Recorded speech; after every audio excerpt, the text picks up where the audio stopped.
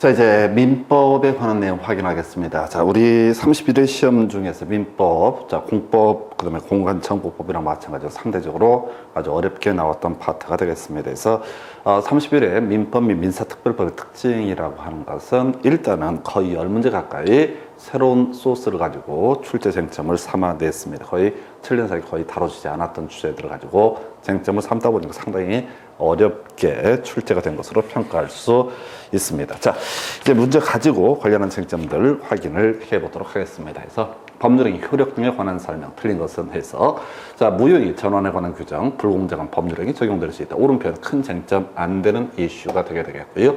두 번째, 경매에 있어서 불공정한 법률행위에 관한 규정이 적용되지 않는다. 무상계약이라든가 경매에 있어서는 불공정한 법률행위에 관한 규정은 적용되지 않고요. 그 다음에 세 번째 지문요. 강제 집행을 면할 목적으로 허위의 근저당권을 설정한 행위. 요건 이제 통정 허위 표시의 문제로 봐야 되죠. 즉, 그래서 반사회 질서의 법률행위로서 무효이다라고 해서 그나마 좀 쉽게 구성이 된 사례에서 3번을 틀리게 뽑았고요.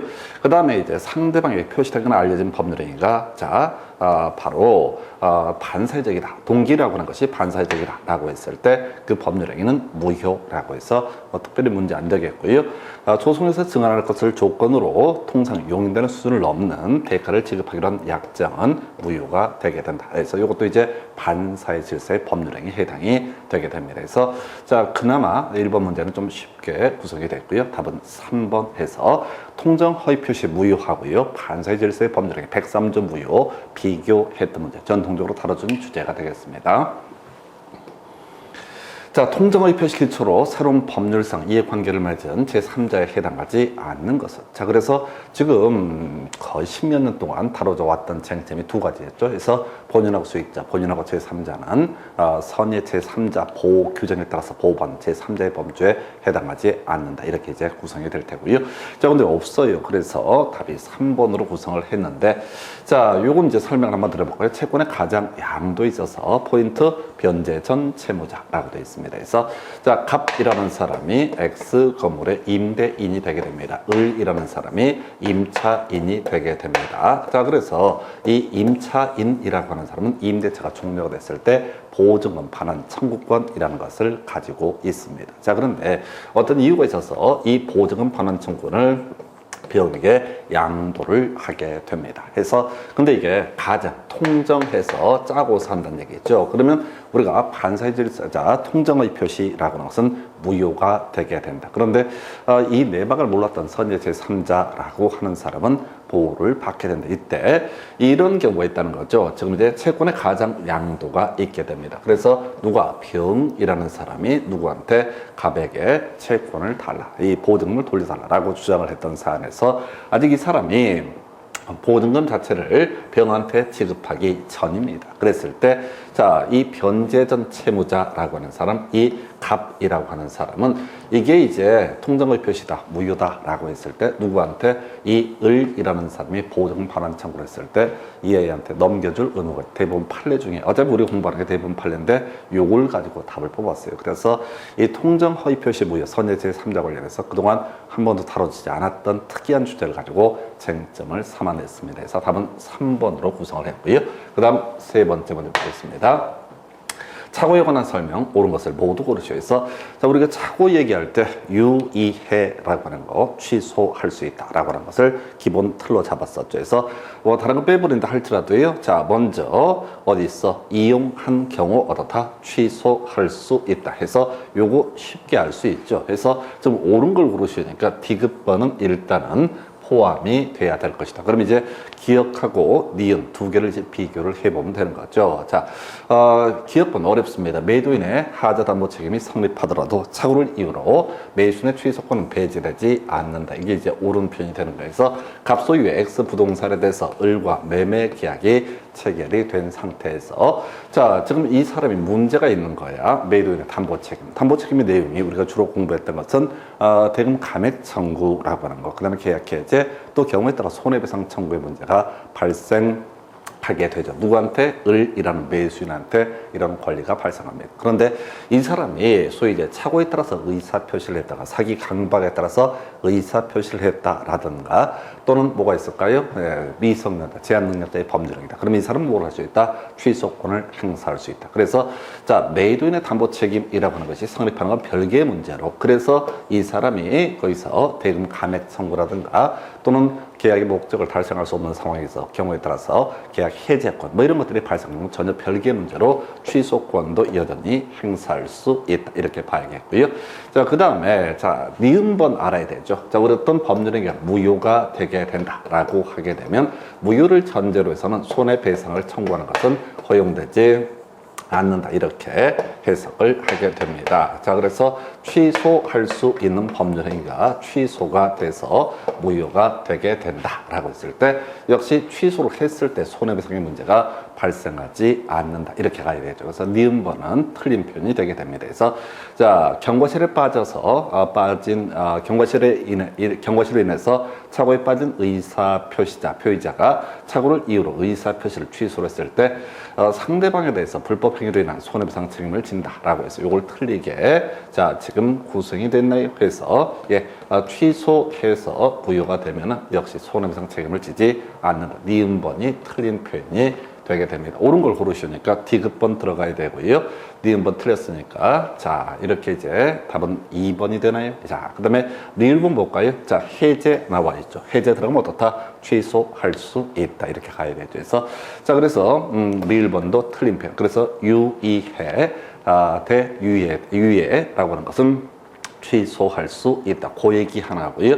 기억번이 어렵기 때문에 디귿번은 반드시 가야겠고, 자, 2번, 4번 중에서 찍어간다라고 했을 때, 자, 답은 결과적으로 2번 이렇게 구성을 하게 됩니다. 그래서 사실 기억번은 좀 어려워서 풀기가 어려웠을 테고요. 그 다음에 니은번, 이게 기억이 났으면 좋을 것 같아서 무효인 법률 행위에서는 손해배상의 문제가 발생하지 않고 취소할 수 있는 법률이 취소가 되면 무효가 될 테고, 그래서 취소권 행사가 이루어져 버리면 그 상태에서는 손해배상의 책임의 문제가 발생하지 않는. 이건 이제 리을번이라고 설명드렸었지. 자, 갑이라는 사람과 자, 다시 한번 써보겠습니다. 그래서 자, 지금 갑이라고 하는 사람과 자, 이걸 이렇게 리을번을 가지고 설명을 주로 드렸었어요. 그래서 갑이 매도인, 을이 매수인, 매매 계약이 체결됐습니다. 그런데 이 사람이 착오에 빠져서 의사 표시를 했다. 그래서 이 사람이 취소권을 지금 행사하려고 하는데 먼저 매도인이 자, 채무 불이행, 자, 대금 지급하지 않는다고 해서 해제권을 먼저 행사를 하게 되죠. 그러면 갑의 입장에서는 자, 해제하고 나서 계약 해제했으니까 손해배상도 누구한테? 을에게 청구할 수 있게 됩니다. 그때 손해배상 책임에서 벗어나기 위해서 을은 뭘 할 수 있다? 취소권을 행사할 수 있다. 해서 무효를 만들게 되면은 자, 취소권 행사를 통해서 무효를 만들게 되면 자, 바로 이때는 손해배상 책임에서 벗어날 수 있다. 그래서 사실은 이제 니은번하고 리을번은 같은 맥락으로 보실 수가 있겠습니다. 그래서 자, 이 문제 답은요, 지금 2번 이렇게 구성을 하게 됩니다. 자, 4번 문제 보겠습니다. 갑은 자신의 X부동산에 대한 매매계약 체결에 관한 대리권을 을에게 수여했고, 을은 병을 대리해서 갑을 대리해서 병과 매매계약을 체결했다 해서 갑 소유의 X부동산에 대해서 을이라는 사람이 대리인이 되게 된다. 그래서 갑의 대리인 을이라고 표시하고 병과 매매계약을 체결을 하게 된다 해서 우리 계약 체결 대리권에서 가장 기본이 되는 것이 계약금, 중도금, 잔금 등을 수령할 권한이 있게 된다. 그러나 자, 대금 지급 기회를 연계적 권한도 포함되어 있었죠. 그러나 해제권은 인정되지 않는다. 이게 이제 가장 기본적인 뼈대가 되겠습니다. 그래서 자, 먼저 계약이 불공정한 법률행위가 문제가 되는 경우 매도인의 경솔, 무경험, 공박 상태 여부는 을을 기준, 대리인 을을 기준으로 한다 해서 자, 우리가 이제 불공정한 법률 행위라고 하는 것은 공박, 그 다음에 이제 경솔 또는 무경험 플러스 각각 현전, 불균형 이게 들어갔을 때 불공정한 법률 행위가 된다. 근데 대리인에 의한 법률 행위에서 자, 공박 여부는 본인을 기준으로 판단을 하게 될 것이고 경솔이나 무경험이라고 하는 것은 대리인을 기준으로 판단을 하게 된다. 이렇게 가야 되죠. 그래서 공박 요것 때문에 틀렸죠. 그래서 지금 31일 문제가 어렵다는 게 이런 것들을 중간중간에 숨겨서 막 깔아버렸어요. 상당히 어렵게 구성이 됐고 1번 그래서 틀리게 구성이 됐고요. 자, 대리인을은 자, 본인 갑의 승낙이나 불이견 사유가 없더라도 복대리인 선임할 수 있다라고 해서 작년에 나왔던 문제와 관련돼 있죠. 그래서 자, 복대리인의 선임 사유, 임의 대리에 있어서 자, 두 가지가 있었죠. 그래서 본인의 승낙이라든가 불가피한 사유가 있을 때만 복대리인 선임할 수 있다. 뭐 작년 시험 문제에서는 그걸 쟁점을 삼았었죠. 이렇게 복대리인 선임했을 때 선임 감독에 관한 책임을 지게 된다. 이 쟁점을 삼아냈었고요. 자, 그래서 2번 틀렸고 3번 질문. 을이 병으로부터 대금 전부를 지급받고 아직 갑에게 전달하지 않았다라고 했을 때 이때 병의 대금 지급 의무는 자, 변제로 소멸하게 된다. 그래서 자, 우리 계약 체결 대리권이라고 하는 거, 을이라는 사람이 뭘 할 수 있다? 계약금, 중도금, 잔금 등을 받을 권한이 있죠. 그래서 원래 이제 법률 관계에 누구한테 갑에게 자, 권리가 자, 대금 변제 의무를 지게 될 텐데 대리인한테 대금을 다 지급했다라고 했을 때 이때 이 을에게 계약금, 중도금, 잔금을 수령할 권한이 있다라는 얘기는 그 대리인한테 상대방이 이런 잔금 등을 지급했다면 충분히 자신의 채무를 모두 이행한 것으로 볼 수가 있습니다. 그래서 답은 3번으로 구성을 했었고요. 4번 을의 대리권, 자, 병과의 계약 해제권을 포함한다 해서 틀렸죠? 계약 체결 대리권의 범주에는 해제권이라는 것은 포함되지 않는다. 자, 그 다음에 지금 이제 대리인 을이 미성년자였을 때 갑은 을의 제한 능력을 이유로 해서 계약을 취소할 수 있다. 틀렸죠? 그래서 작년 시험 문제 답이 됐던 거 대리인의 제한 능력 중에 그 중에서 미성년을 이유로 해서 자, 바로 본인이 계약을 취소하는 것은 허용되지 않는다라고 해서 이렇게 가게 되서 자, 그래서 이 문제 답은 3번 이렇게 구성해요. 조금 어려워졌어. 그래서 지금 잔금을 수령할 권한이 있다라는 것의 의미를 가지고 답 3번으로 구성을 했습니다. 자, 임의 대리에 관한 설명, 옳은 것을 고르시오라고 되어 있습니다. 5번 문제예요. 자, 지금 이제 임의 대리 얘기 나올 때는 항상 표현대리 얘기도 같이 나오게 될 텐데 질문 가보겠습니다. 그래서 자, 임의 대리라는 건 그거죠. 법정 대리 대응하는 개념으로서 법정 대리는 미성년자의 부모, 자, 법률 규정에 따라서 대리권이 자동으로 발생하는 케이스가 되겠고 임의 대리라고 하는 것은 대리권을 수여를 해서 너가 내 부동산을 대리인으로서 팔아달라라고 하는 대리권 수여를 통해서 발생하게 되는 것. 이걸 우리가 임의 대리라고 얘기를 하게 됩니다. 그래서 자, 그래서 갑이라는 사람이 을이라는 대리인을 선임해서 이 물건을 팔아달라라고 이렇게 얘기를 한 상태야. 자, 그런데 대리권 수여했다가 중간에 어떻다? 철회하게 되면은 당연히 대리권은 소멸되게 됩니다. 그래서 자, 1번 틀리게 뽑았죠. 물론 이제 우리 과거에 다뤘던 문제 중에서 주연 포인트가 됐던 게 이런 게 있었죠. 바로 사성파 있게 되면 대리권 소멸하다. 그것은 이제 주로 답이 됐던 주제가 되겠고요. 하여튼 1번 지문 틀린 표. 2번 지문이요. 권한을 넘는 표현 대리의 경우 기본 대리권이 표현 대리의 행위와 동종 내지 유사할 필요는 없다 해서 이걸 이제 좀 드문 걸 답으로 뽑았어요. 일단 2번 오른편 좀 이따 설명드리겠고, 자, 복대리인, 자, 뒤쪽 쉽습니다. 대리인의 대리인 틀렸죠? 본인의 대리인 이렇게 가야 되죠. 그래서 만약에 을이라는 사람이 정이라는 사람을 복대리인으로 선임했다라고 했을 때 이때 복대리인 선임하기 위해서는 임의 대리에 있어서는 두 가지 있었죠. 바로 본인의 승낙 또는 불가피한 사유가 있을 때 복대리인 선임할 수 있다. 그럼 이제 정이 병을 만나서 계약을 체결한다고 한다면 얘는 어떻게 표현돼? 갑의 복대리인 정이라고 표시하고 매수인의 병이라고 표시해라. 그래서 복대리인은 본인의 대리인이 되게 됩니다. 자, 각자 대리 작년 시험 문제 답이 됐던 주제인데 공동대리라고 해서 틀리게 뽑아냈었고요.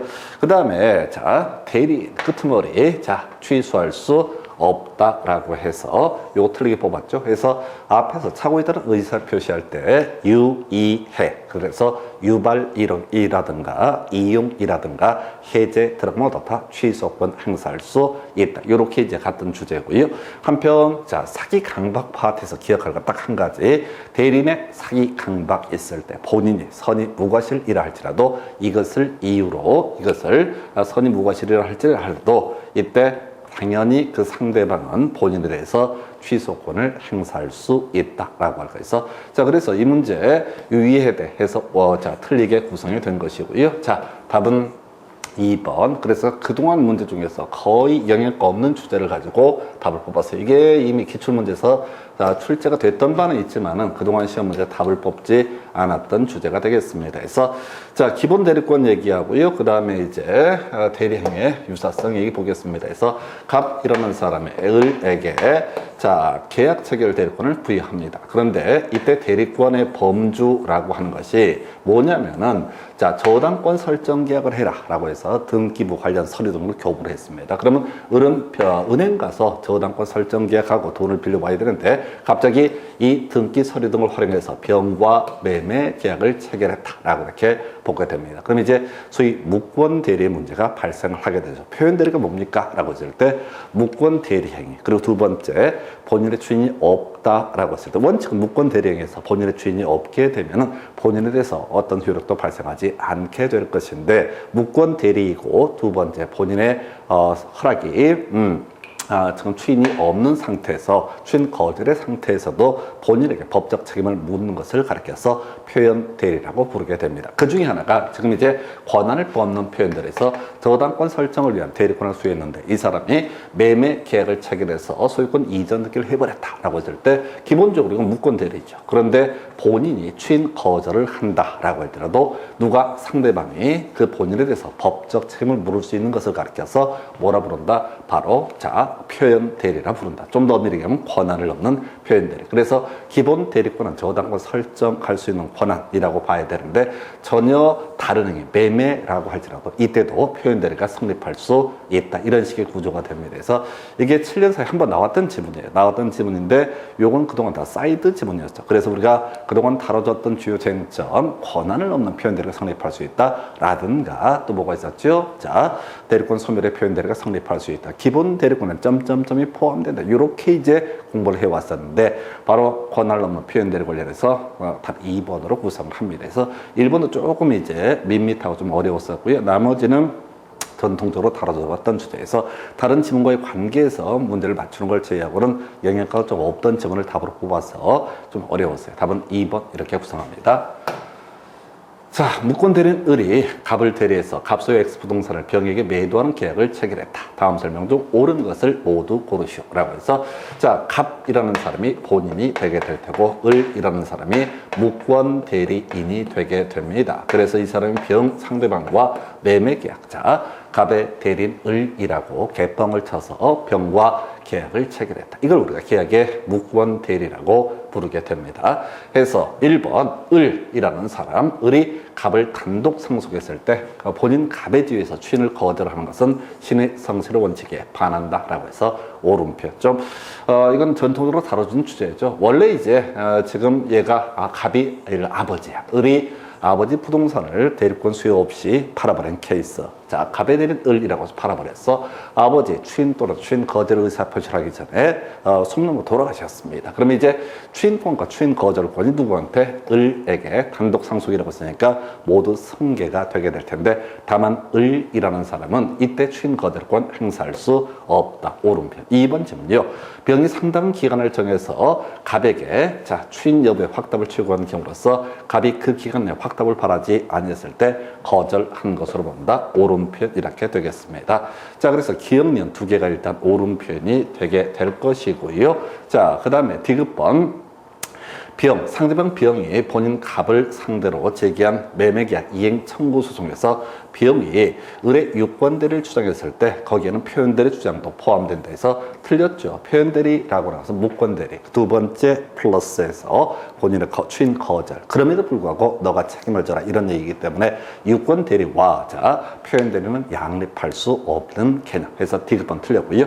1번 매매 계약을 원인으로 병명의로 소유권 이전 등기가 넘어갔습니다. 해서 갑이 무권대리를 이유로 그 등기 말소를 청구하고자 할 때 자 병은 을의 대리권의 존재를 증명할 책임이 있다라고 좀 어려웠었죠. 해서 가볼까요? 자, 지금 이제 갑이 무권대리를 이유로 해서 등기 말소. 이게 뭔 소리냐면 부동산 자체가 누구한테 넘어가 버린 상태야. 병이라는 사람에게 넘어간 상태가 되겠습니다. 병한테 이미 등기까지 넘어갔어요. 자, 이때 문제가 되는 거. 지금 누구 입장에서? 갑의 입장에서 자, 무권 대리다. 근데 나 모르게 등기가 넘어갔다. 그러니까 무효니까 등기를 돌려달라라고 하는 거. 소유권에 기한 반환 청구를 행사하고자 할 때, 자, 병이 대리권의 존재를 증명할 책임이 있다가 아니라요.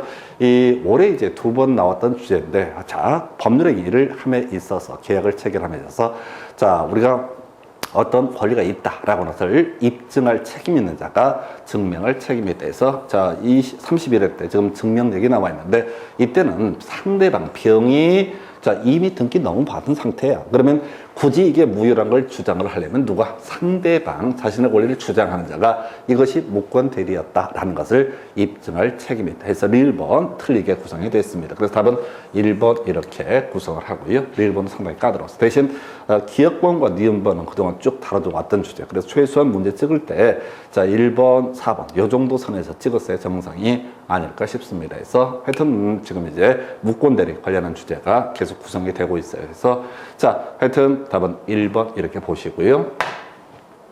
자, 법률의 조건, 기한 등에 관한 설명 틀린 건 이것도 마찬가지야. 그동안 쭉 다뤄져 왔던 주제를 답으로 뽑지 않고 특이한 걸 가지고 답을 구성을 했어. 자, 해서 먼저 보겠습니다. 무효 나와 있네. 그래서 우리가 배웠던 거 정기 해능이라고 해서 정지 조건이 기성 조건이 되면 조건 없는 법률행위, 해제 조건이 불능 조건이 되게 되면 조건 없는 법률행위, 즉 유효인 법률행위가 되게 됩니다. 그래서 정지 조건이 기성 조건이 아니죠. 그럼 뭐가 된다? 무효가 됩니다. 해제 조건이 불능 조건이 아니죠. 그럼 모두 다 무효가 되게 된다 해서 1번, 2번은 무난하고요. 자, 5번쯤은 종기 있는 법률행위 기한이 도래하게 되면 그때부터 효력을 잃게 된다. 여기까지가 이제 무난한 지문이 되게 됩니다.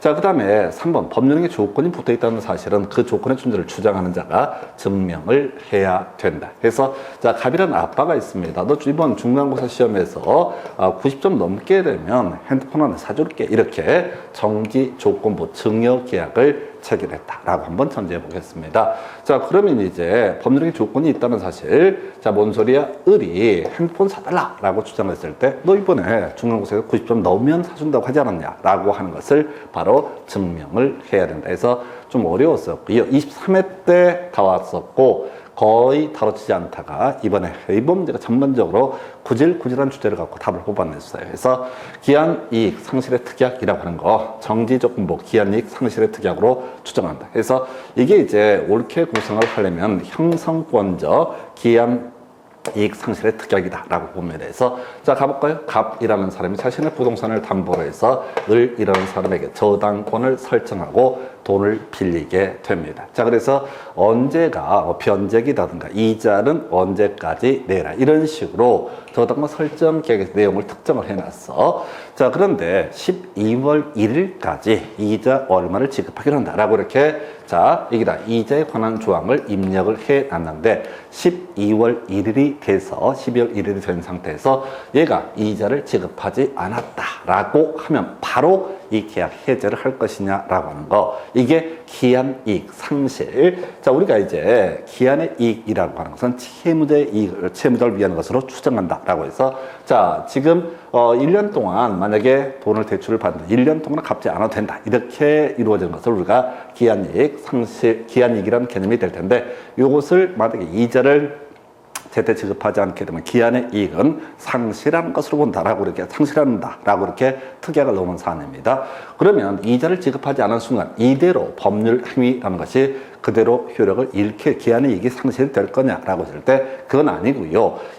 자, 채권자가 뭘 해야 된다고요? 자, 바로 기한이익 상실이라고 하는 것을 주장을 했을 때 형성권적 주장을 했을 때 그 기한의 이익은 상실되게 된다. 왜? 이게 양 당사자로서 서로 좋을 수가 있거든요. 그래서 이걸 우리가 정지조건부 기한이익 상실의 특약이 아니라 형성권적 기한이익 상실의 특약이라고 부르게 됩니다. 그래서 답 4번 이미 나오긴 했었지만 그동안 답으로 잘 뽑지 않았던 주제 23회 때 구성되고 사이드 지문 구성됐었고 그리고 쭉 안 나오다가 예를 가지고 구성을 했어요. 그래서 자, 지금 7번 문제 답은 4번 이렇게 봅니다.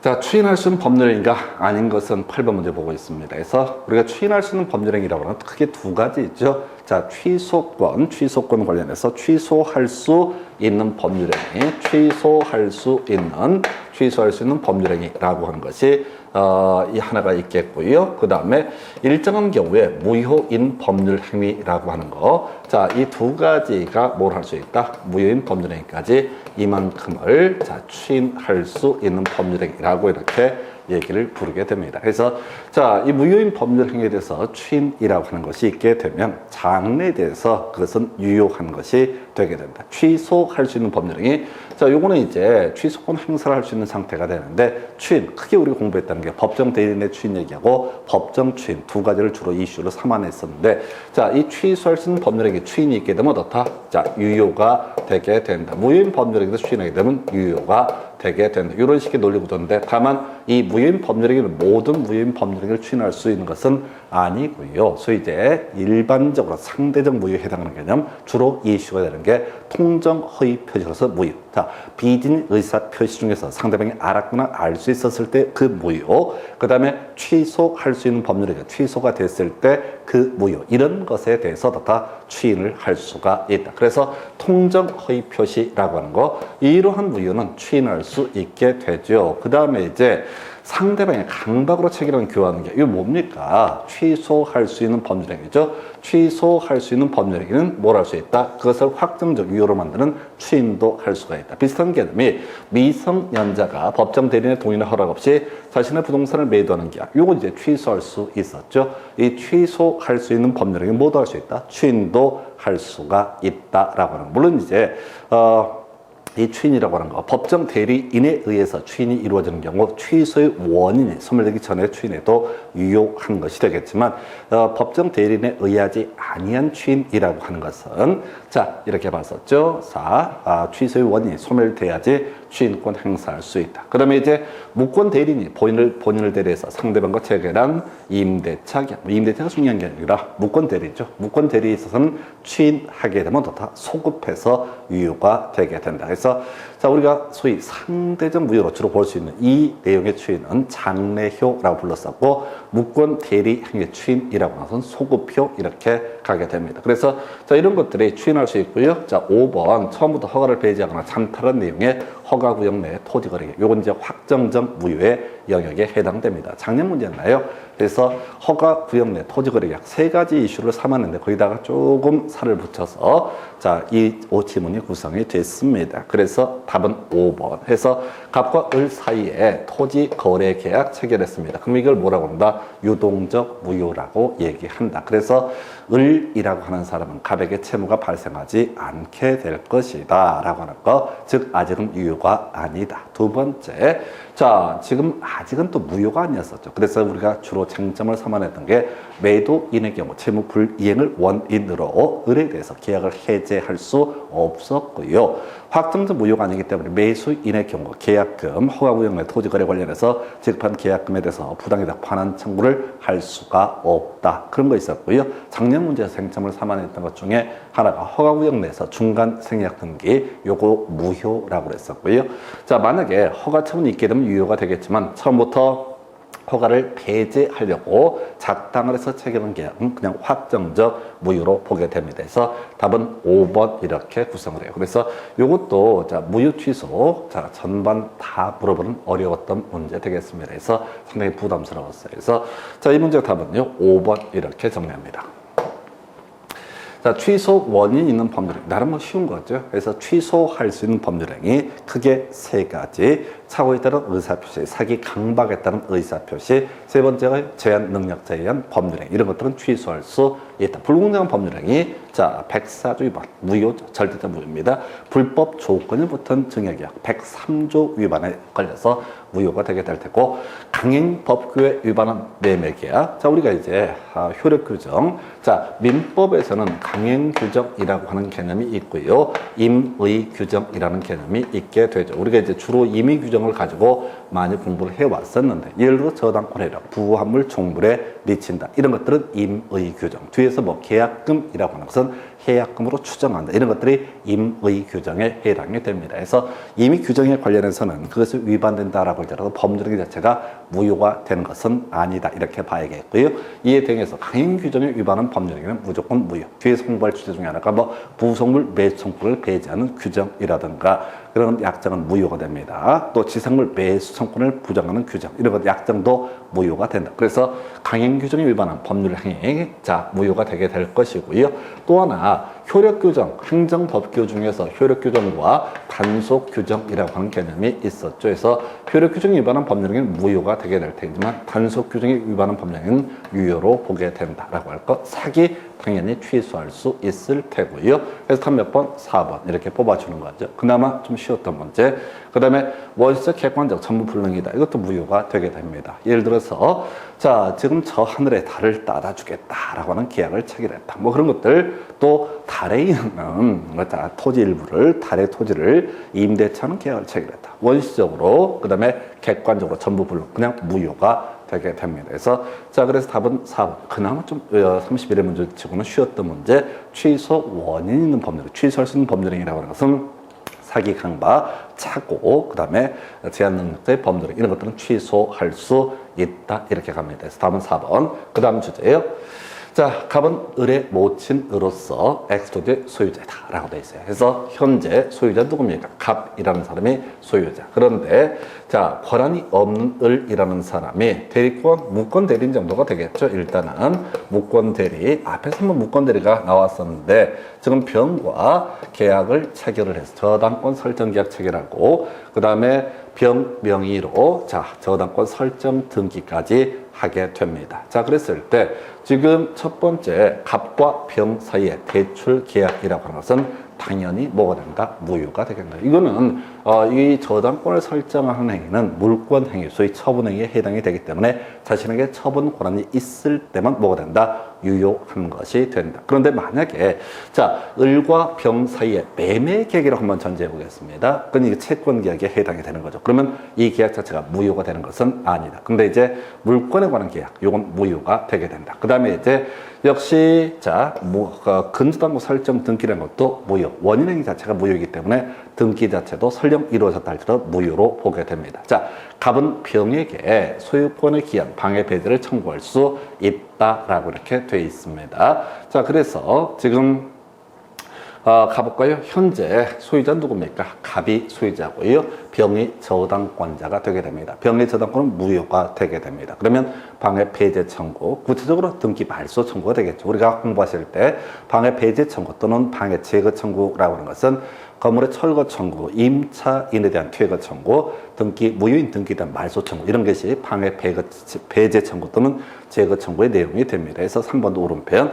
자, 갑이 을의 처분 행위를 추인하게 되면 원칙적으로 그때부터 새로운 법률 행위를 한 것으로 본다라고 이렇게 되어 있습니다. 그래서 이게 되게 이제 좀 골치가 아픈 문제가 되는데, 자, 여기서 보게 되면은 공모하여라고 이렇게 해서 통정 허위 표시의 이슈가 나와 있어요. 만약에 통정한 허위의 법률행위다라고 하면 이것은 추인할 수 있고요. 추인하게 되면 이때부터 장래대에서 새로운 법률행위를 한 것으로 본다 이렇게 봐야 됩니다. 근데 자 이게 지금 이제 공모가 포인트가 되는 게 아니라 자 이 이제 무권 대리죠. 전혀 권한 없이 이루어진 것이다. 그래서 무권 대리행위에 대해서 본인의 추인이 있게 되면 그때부터 다 소급해서 유효한 법률행위가 된다. 그래서 이 문제는 무권 대리와 그 다음에 또 하나 뭐를 가지고 통정 허위 표시를 한 문제 엮어버렸어. 그래서 이 출제자가 의도하는 것은 이것은 무권 대리행위에 관한 부분이다. 그래서 추인하게 되면 다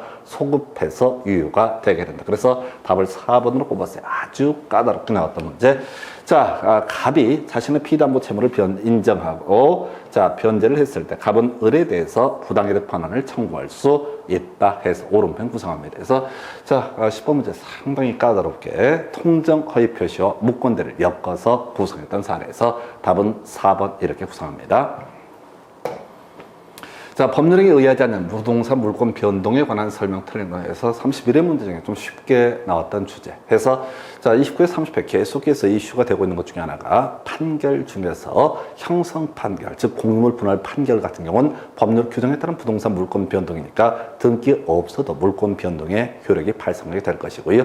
이행 판결이라고 하는 것은 우리 등기법 공부할 때 승소한 등기 권리자, 승소한 등기 의무자 이런 사람들이 그 판결문에 근거해서 등기 단독으로 신청할 수 있고 등기 실행이 되게 되면 그때 물권 변동 효력이 발생한다 해서 어렵지 않습니다. 관성 법정상권 등기 없이도 취득을 하게 되죠. 그래서 그 다음 두 번째 이행 판결에 의한 부동산 물권 변동 시기 판결 확정 시간이죠. 자, 이것은 이제 등기가 이루어져야지 물권 변동 효력이 발생한다. 2번을 틀리게 뽑아냈고요. 3번 질문 상속인이 등기 없이 상속받은 부동산의 소유권을 취득한다 해서 등기 없어도 상속인은 부동산 소유권 취득할 수 있죠. 경매, 자, 매각대금 완납했을 때 소유권 취득하죠. 상속인의 경우는 피상속인이 사망한 때 그때 물권을 취득할 테고요. 건물 신축이라는 것 그 자체로 바로 원시 취득에 해당이 됩니다. 즉 소유권 보존 등기가 없어도 소유권 취득을 하게 된다 해서 역시 좀 쉽게 나왔던 문제에서 이행 판결에 따른 부동산 물권의 변동 시기라고 하는 것은 등기가 이루어져야만이 물권 변동 효력이 발생한다. 그래서 답은 2번으로 구성했고요.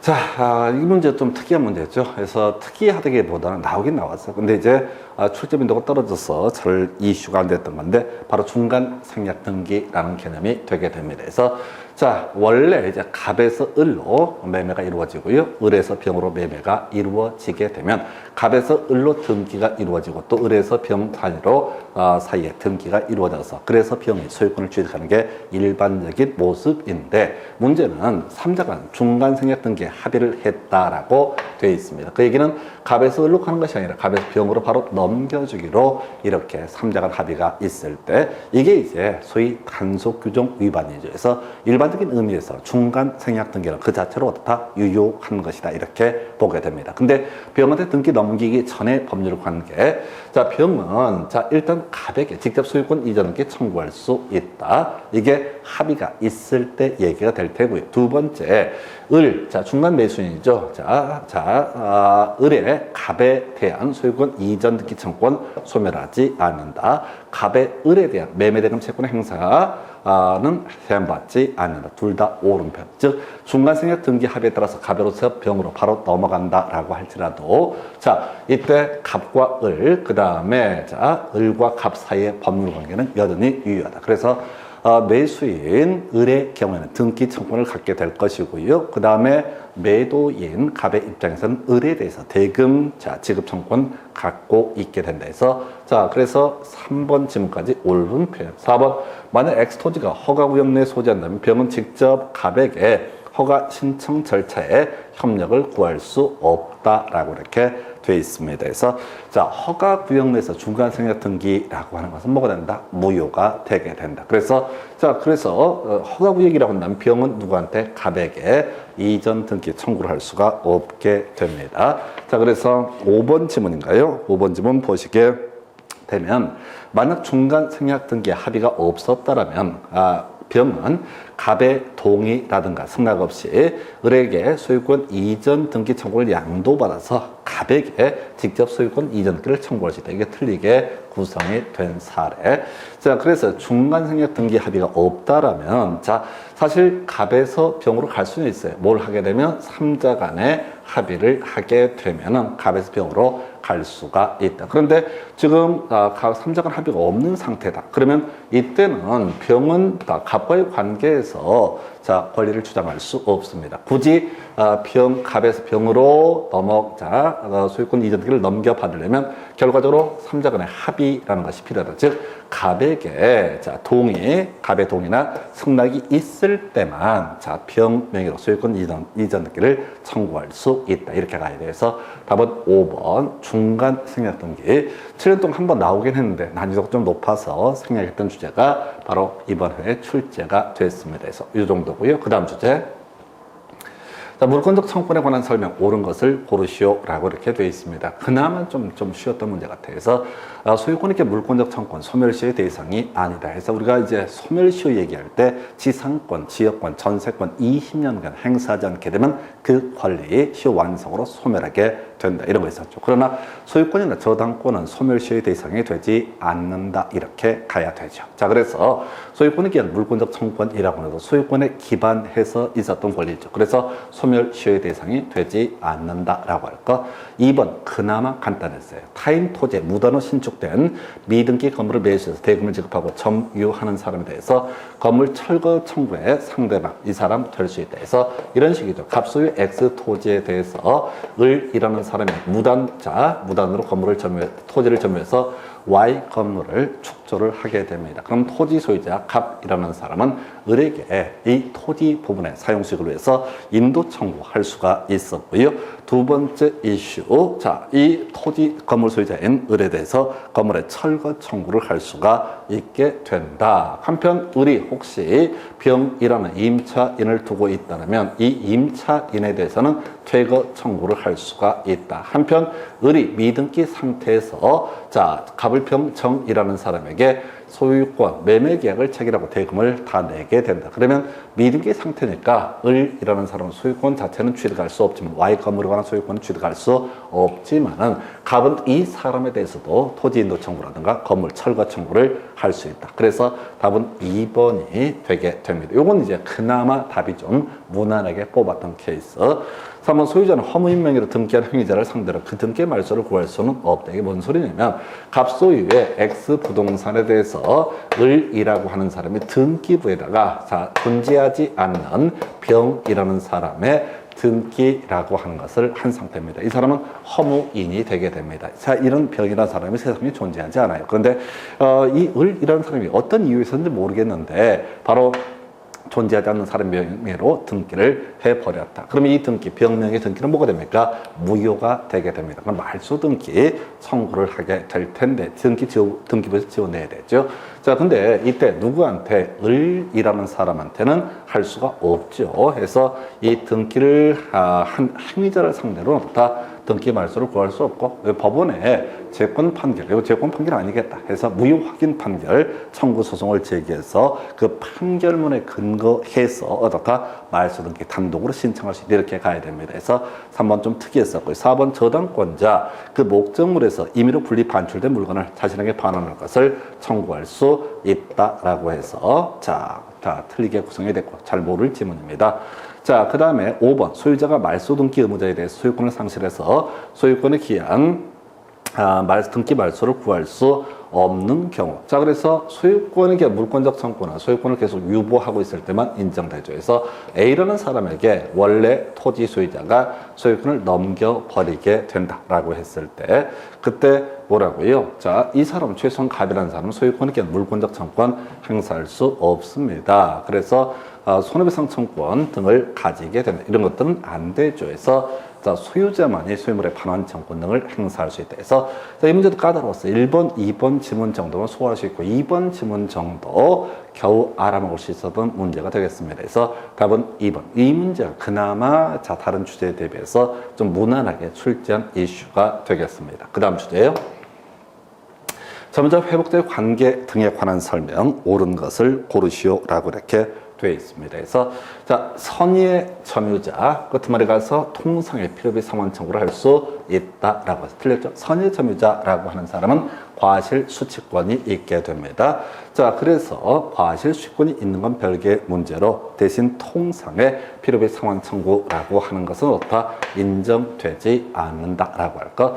자, 3번쯤은요, 악의의 점유자가 책임 있는 사유로 점유물을 훼손을 했다라고 했을 때 이익이 현존하는 한도에서 배상한다. 자, 이익이 현존하는 한도에서 배상하게 되는 사람은 선의의 자주 점유자. 이 사람은 현존 이익 한도가 될 테고 나머지는 손해 전부에 대해서 멸실이 되어버렸을 때 바로 배상을 해야 될 것이다.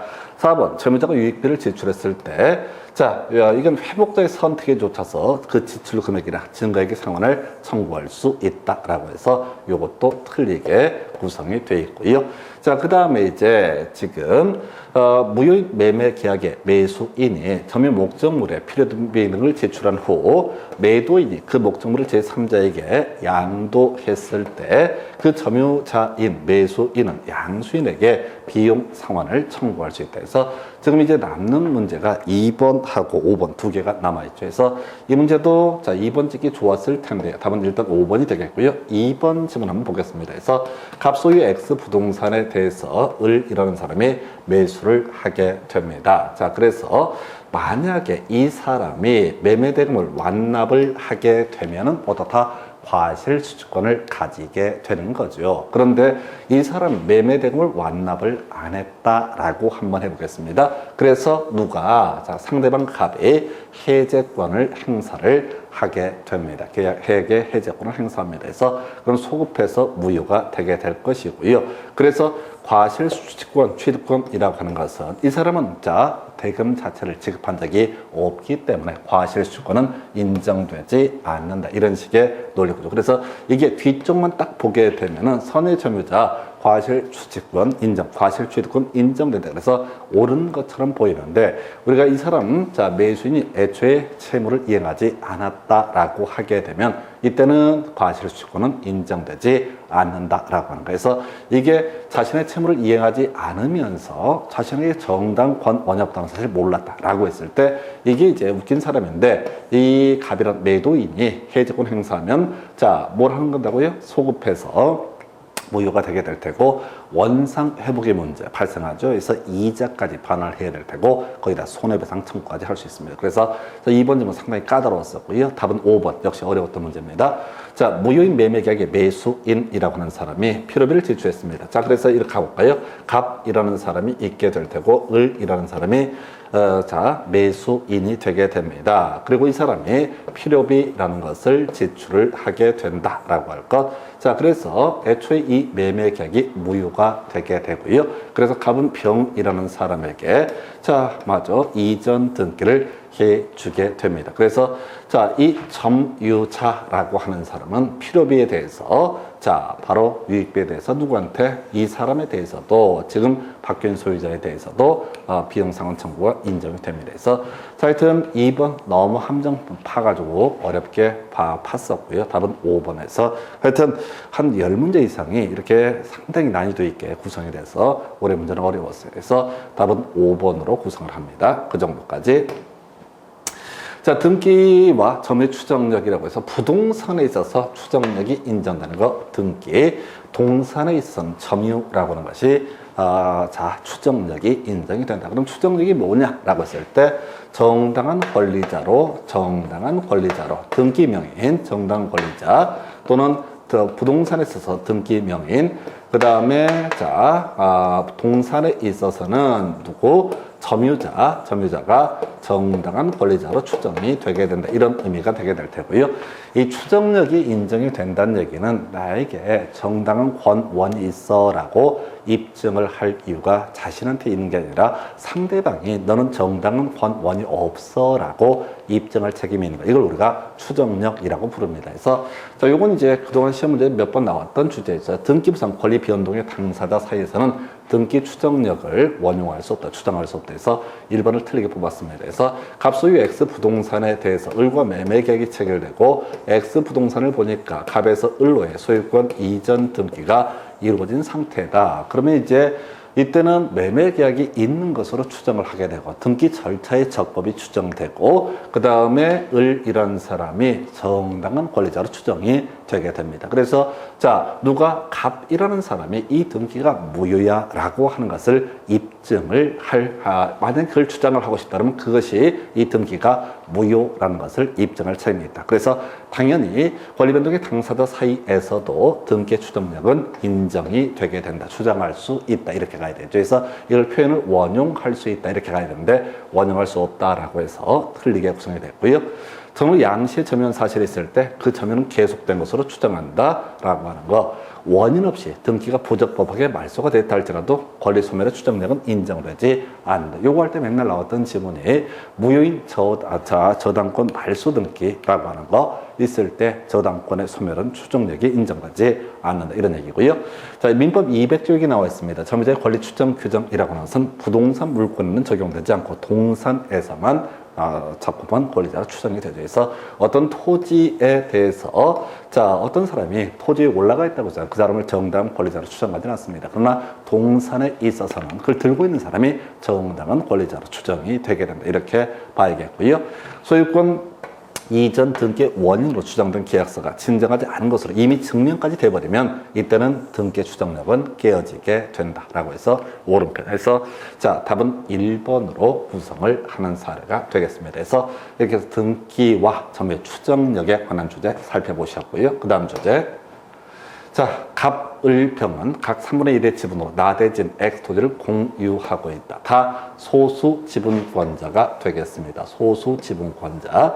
그래서 1번 갑은 단독으로 자신의 지분에 관한 제3자의 취득 시에 중단시킬 수 없다. 또 역시 어려운 주제를 뽑아냈어요. 그동안 주로 다뤘던 주제가 아닙니다. 그래서 지금 갑을병이 3분의 1의 지분으로 공유하고 있는 데에 대해서 우리 점유취득 시에 뭐죠? 20년간 소유자로 평온공인에게 점유한 사람, 이 사람이 뭘 주장할 수 있다? 20년 기간이 지나게 되면 등기 청구권 주장을 할 수 있다. 그래서 어떤 갑을병청이라는 사람의 시효취득을 지금 주장을 하려고 있는 상태. 입니다. 이때 갑은 당연히 어떻게 할 수 있다? 이 사람에게 이 부동산의 소유권, 지분권은 나에게 있어. 점유취득시효 주장하지 마. 이렇게 해서 취득시효, 자신의 지분만에 대해서 취득시효 중단을 시킬 수가 있습니다. 이것도 공유파 때 처음 나왔던 주제. 그래서 1번을 틀리게 뽑았고요. 갑과 을이 X토지의 건물을 신축하기로 하는 것은 관리 방법으로는 부적법하다 해서 우리가 이제 건물을 신축하는 것은 변경 행위에 해당이 된다. 그래서 관리 방법이 아니다라고 할 것. 3번 공유지분 포기했을 때 등기해야지 물권 변동의 효력이 발생한다. 지겹게 드린 얘기고요. 갑이 소수 지분권자 갑이 단독으로 정에게 X토지를 임대했다. 그러면 을은 정에게 부당이득 반환을 청구할 수 있다 해서 이게 판례 변경 때문에 시끄러웠던 지문인데 정리하겠습니다. 과반수 지분권자, 과반수 지분권자의 임차인.